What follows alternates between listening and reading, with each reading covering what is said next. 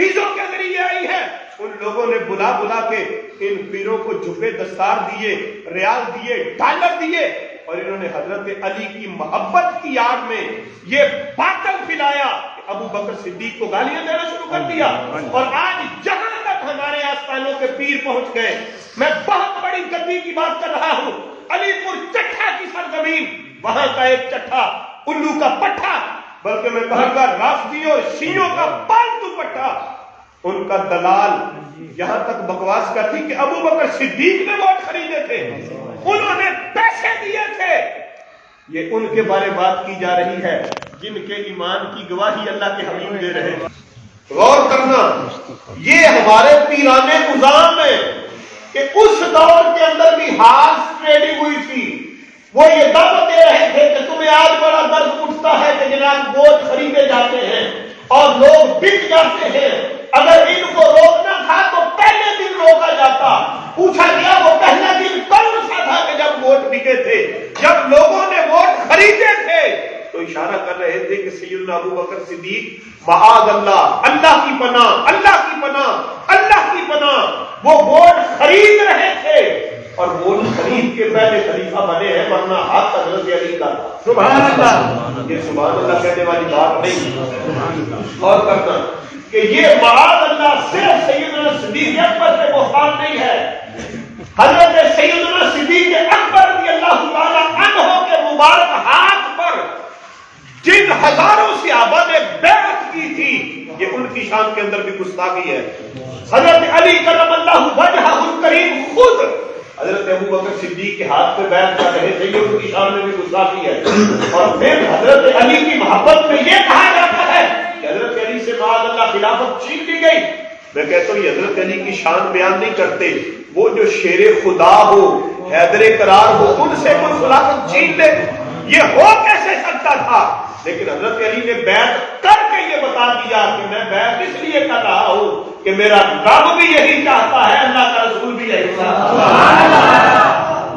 آج نمبر ہم نے خود بانٹنے شروع کر دیے، ہم نے تو قوالیوں سے عقیدہ بنایا، محافل کے اندر ہم بد عملی کا درس دے رہے ہوتے ہیں۔ ابھی کفن پہ پنجتن کا نام لکھے تو آپ سیدھے جنت میں، کوئی نماز کی ضرورت ہی نہیں ہے، حج زکات کی ضرورت ہی نہیں۔ کیا وہ جو پنجتن کے دور میں رہنے والے تھے انہیں اس محبت کے درس کا نہیں پتا تھا کہ ہمیں معافی ہے، جس نے حضرت علی کا نام لیا اسے بھی معافی ہے، سرکار کی نام پڑھ لی اسے بھی معافی ہے، میلاد منایا اسے بھی معافی ہے، اہل بیت کا ذکر کیا اسے بھی معافی ہے، اسے ارکان اسلام کی پابندی کی ضرورت ہی نہیں۔ ہمیں نعت اور منقبت کے فرق کا پتہ نہیں ہے، ہمیں نظم اور مرثیے کا فرق پتہ نہیں ہے کہ نظم کسے کہتے ہیں، نعت کسے کہتے ہیں، منقبت کیا ہوتی ہے، مرثیہ کیا ہوتا ہے۔ ایک رٹے رٹائے الفاظ ہیں، اور ان لفظوں کے اندر بھی بعض اوقات شان بیان کرتے کرتے ہم صحابہ کی تنقیص کر جاتے ہیں۔ یہ نمبرنگ ہم نے نہیں لگائی، توجہ کرنا۔ آج جو نمبر بانٹنے والے ہم بڑی توجہ سے سنتے ہیں قوالیاں، اور ان کے اندر بھی جو بکواسات کی جاتی ہے، کتنی مشہور قوالی ہے، ہم کہتے ہیں بندہ بڑا پڑھا لکھا تھا، قاری تھا، قاری سعید چشتی دمادم مسکر اندر، علی کا پہلا نمبر۔ یہ نمبر کس نے دیا؟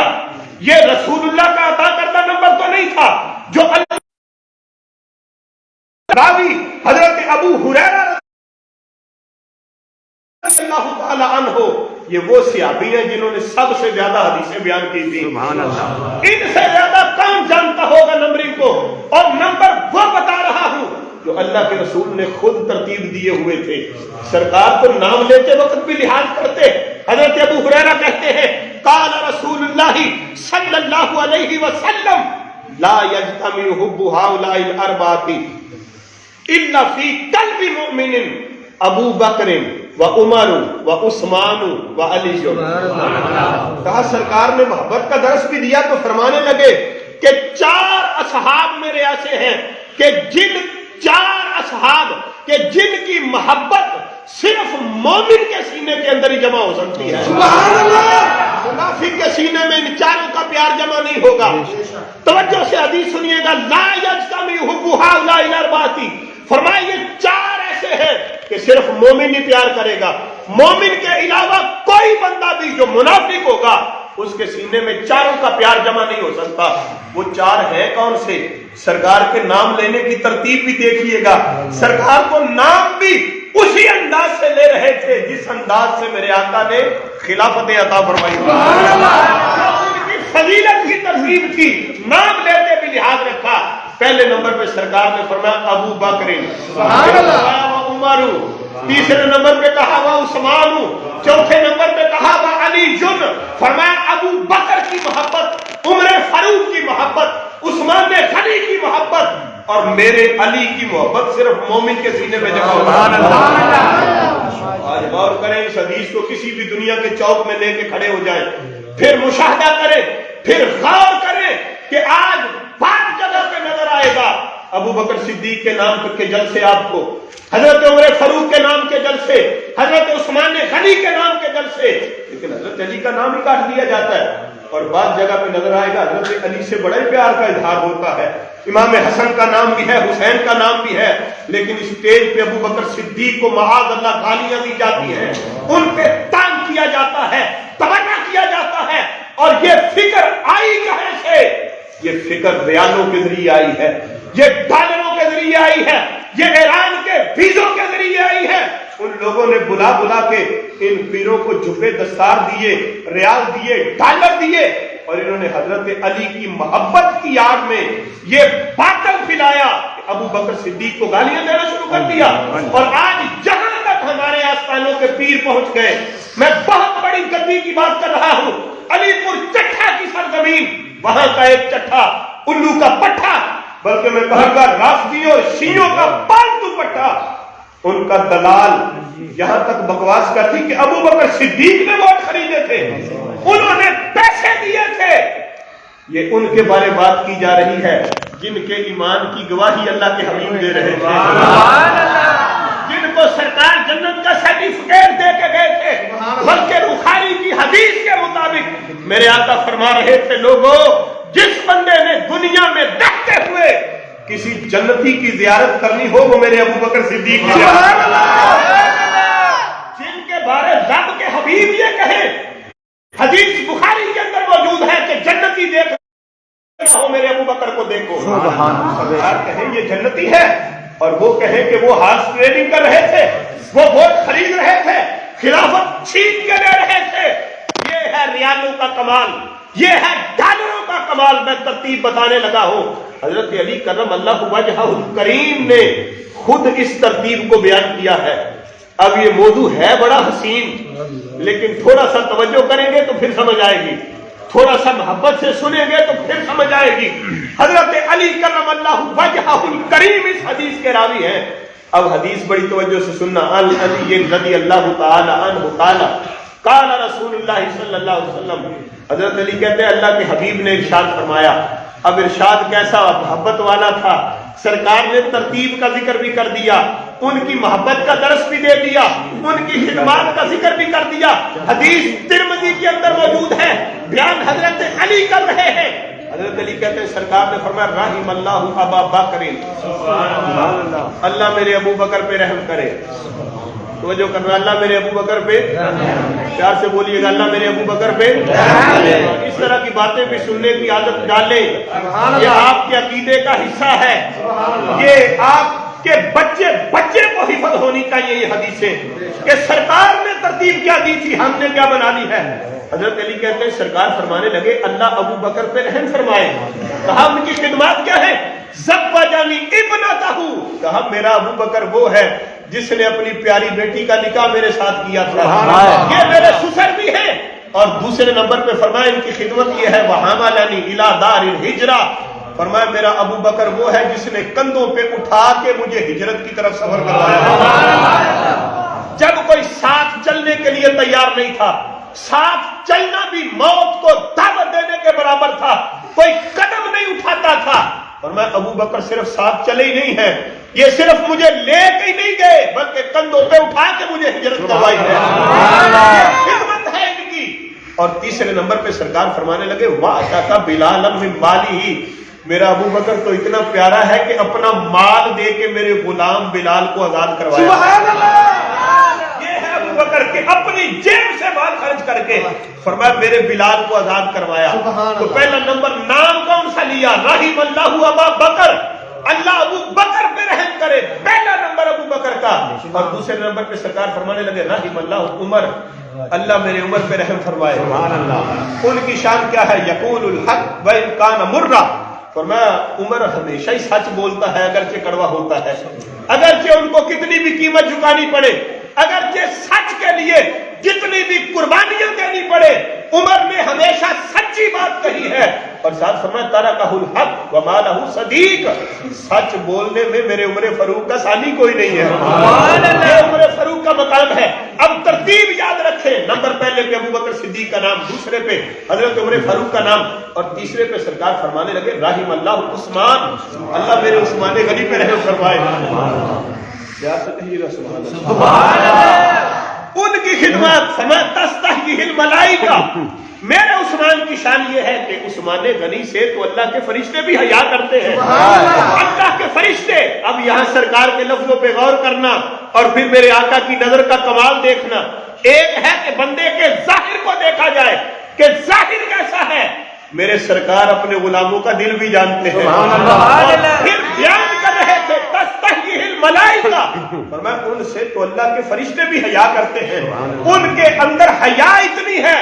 اور چوتھے نمبر پہ سرکار نے فرمایا رحم اللہ علی جان، اللہ میرے علی پہ رحم کرے. اور ساتھ دعا بھی کی اللہم ادر الحق من حیث دار، مالک جس طرف میرا علی ہو حق کو اسی طرف پھیر دینا. سبحان اللہ.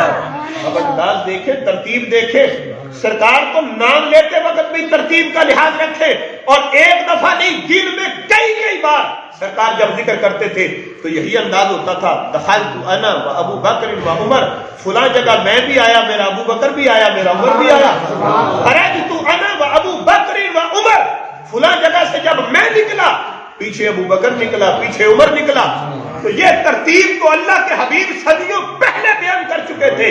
آج لوگ کہتے ہیں ہم کسی سے ٹھپا نہیں لگوائیں گے کہ ہم مومن ہیں کہ کافر ہیں، کسی سے ٹھپا لینے کی ضرورت نہیں.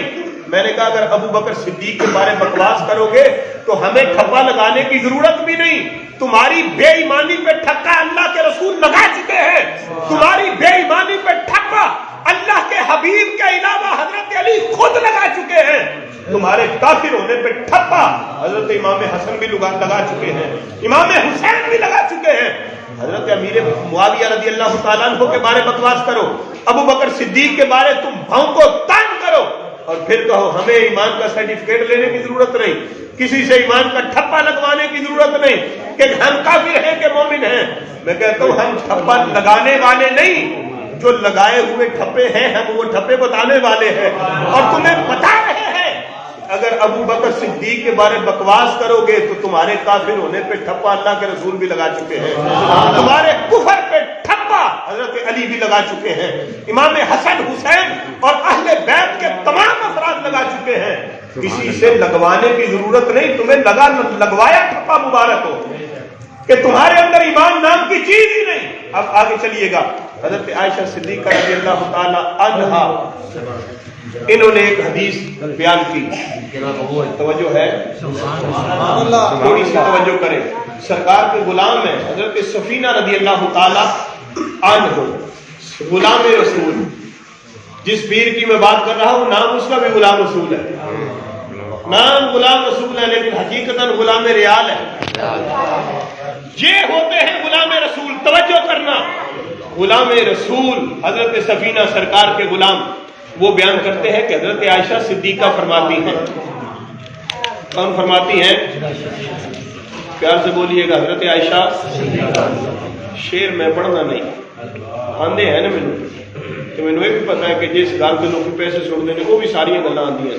تو میں طیب صاحب نہ فرماندے تو میں پہلے آندا کہ بھائی پیسے والے بہ جاؤ. تو اے تسی گل سن لئی نا، توجہ دائیں بائیں نہ کرو، صرف گل سن لو تے سمجھو اج دی محفل دا مول پے گیا. سبحان اللہ. میں یقین نال کہہ سکنا انہاں ہستیاں دے ذکر دا صدقہ اللہ دے فضل نال انشاءاللہ انہاں نے جڑے والدین دے اصالے ثواب واسطے محفل کروائی ہے نا، انشاءاللہ قیامت کے دن او دا فائدہ آپ وہ والدین خوش ہو کے سبحان اللہ کہ میں کروائی سی تے جنہاں دا ذکر کیتا سی انہاں دے صدقے اللہ معافیاں عطا فرما سکے. سبحان اللہ. صدیق اکبر صدیقوں کے صدیق کا ذکر کر رہا ہوں, توجہ کرنا.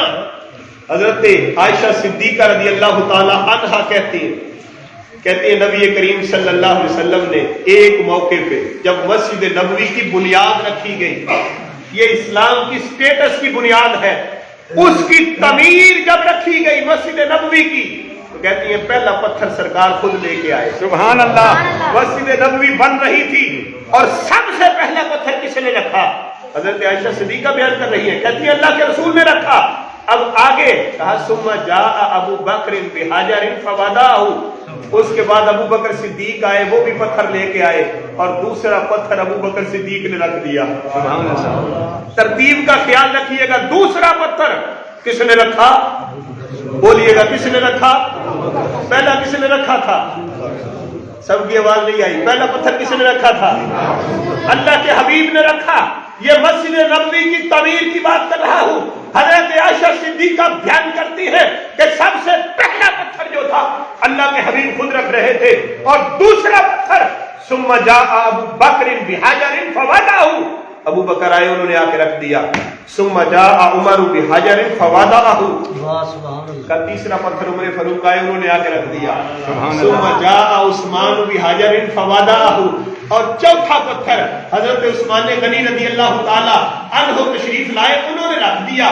کہا جب یہ پتھر رکھے گئے, مسجد نبوی کی بنیاد کی بات کر رہا ہوں, اس موقع پہ حضرت علی کرم اللہ وجہہ الکریم موجود نہیں تھے. یہ تینوں جو موجود تھے ترتیب وہی تھی. پہلے نمبر پہ ابو بکر صدیق تھے, دوسرے پہ عمر فاروق تھے, تیسرے پہ حضرت عثمان غنی تھے. کہا جب پتھر رکھ دیے تو سرکار فرمانے لگے, مستدرک للحاکم کے اندر یہ حدیث پاک موجود ہے. حضور نے فرمایا ہؤلاء ولاۃ الامر من بعدی, فرمایا لوگوں سن لو, قیامت تک کے آنے والوں کہیں بٹک نہ جانا, ریال اور ڈالر دیکھ کے تمہارے منہ میں پانی نہ آ جائے اور یہ نہ کہنا شروع کر دینا فلاں کا فلانا نمبر تھا, نمبر میں دے کے جا رہا ہوں. سرکار نے فرمایا یہ جو پتھر رکھنے کی ترتیب ہے میرے بعد یہی میرے خلفاء کی ترتیب ہے. سبحان اللہ. تاجدار ختم نبوت, تاجدار ختم نبوت, نعرہ تحقیق, نعرہ تحقیق, نعرہ تحقیق, نعرہ تحقیق, نعرہ تحقیق, نعرہ تحقیق. ایک بار میں پھر گزارش کرنے لگا, یہ نعرے دی بھی ہن لوڑ ہے کہ میرے خیال میں سب تو بہت ہی لوڑ ہے.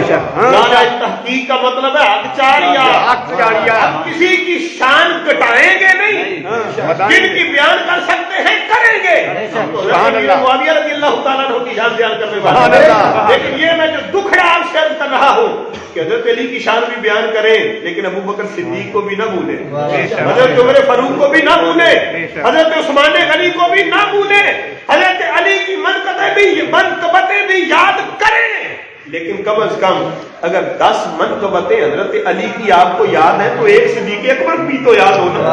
کم از کم حضرت عمر فاروق کی شان میں بھی کوئی اشعار تو یاد ہو, حضرت عثمان غنی کی شان میں بھی یاد ہو. تو مستدرک للحاکم کے اندر فرمایا جب یہ پتھر رکھے گئے تو سرکار نے فرمایا میرے بعد ہؤلاء ولاۃ الامر من بعدی, میرے خلفاء کی یہی ترتیب ہے. اور الخصائص الکبریٰ کے اندر یہ لفظ بھی موجود ہے. سرکار نے فرمایا ہؤلاء خلفاء من بعدی, لوگوں میرے بعد جس ترتیب سے پتھر رکھے گئے ہیں یہی ترتیب میرے خلفاء کی ترتیب ہو. سبحان اللہ. آپ سے کہیے گا سبحان اللہ. سبحان اللہ. سے بولیے گا سبحان اللہ. سبحان اللہ. حدیثیں میں آپ کو سنا چکا ہوں, میں نے عرض کیا تھا مختصر سا خطاب, صرف 2 حدیثیں اور سنانی ہے. سبق تھوڑا ہو گئے, میں بار بار عرض کرنا, سبق تھوڑا ہو گئے یاد ہو جائے کہ لمبیاں تقریراں نہ لو, بہت فائدے مند. صرف 2 حدیثیں اور وہ بھی اسی عنوان پہ توجہ کرنا. یہ میں اس لیے بتا رہا ہوں, بات وہی ہے, عقیدہ وہی ہے, فکر وہی ہے, سوچ یہی ہے کہ نمبر وہی ہے جو سرکار نے خود عطا فرمائے. سبحان اللہ. اور ان نمبروں کے مطابق پہلا نمبر کس کا ہے؟ بولیے گا پہلا کس کا ہے؟ یہ خلافت کی ترتیب بھی ہے, یہ افضلیت کی ترتیب بھی ہے.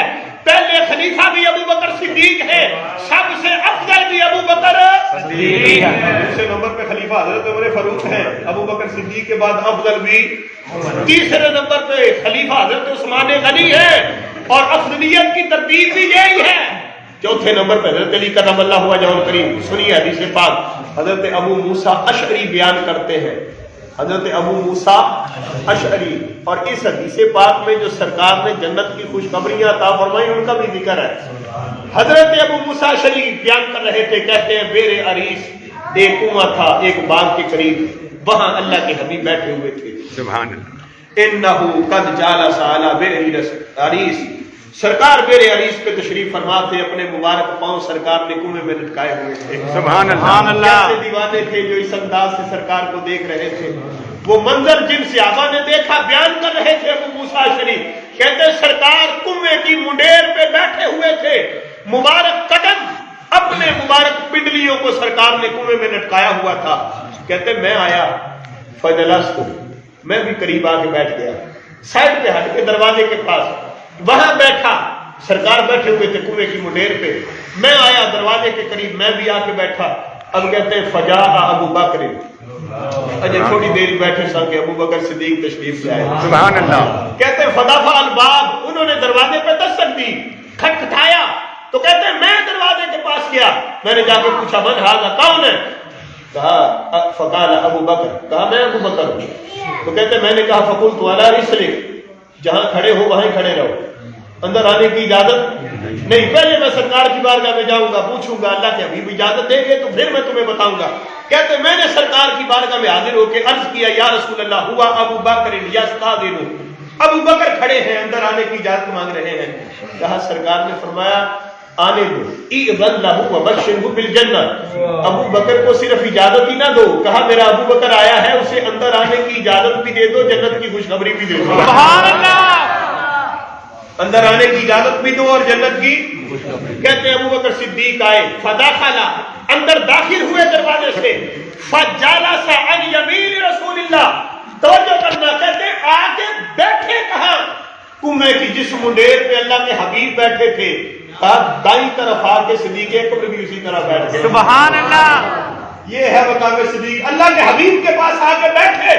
کہتے میں وہاں دروازے کے پاس پھر بیٹھ گیا، جا عمر، تھوڑی دیر ہوئی تو عمر فاروق بھی آ گئے۔ سبحان اللہ۔ دروازے پہ دستک ہوئی، میں گیا دروازے پہ، پوچھا کون ہے؟ کہا فقال عمر، میں عمر آیا ہوں۔ کہا فقلت علی رسلک، میں نے کہا جہاں ٹھہرے ہو وہاں ٹھہرے رہو، رک جاؤ۔ میں سرکار کی بارگاہ میں حاضر ہوا، آ کے عرض کیا یا رسول اللہ ہوا عمر یستاذن، عمر آئے ہیں اجازت مانگ رہے ہیں۔ کہا سرکار نے فرمایا استاذن، اجازت دے دو، وبشرہ بالجنہ، جنت کی بشارت بھی دے دو۔ سبحان اللہ۔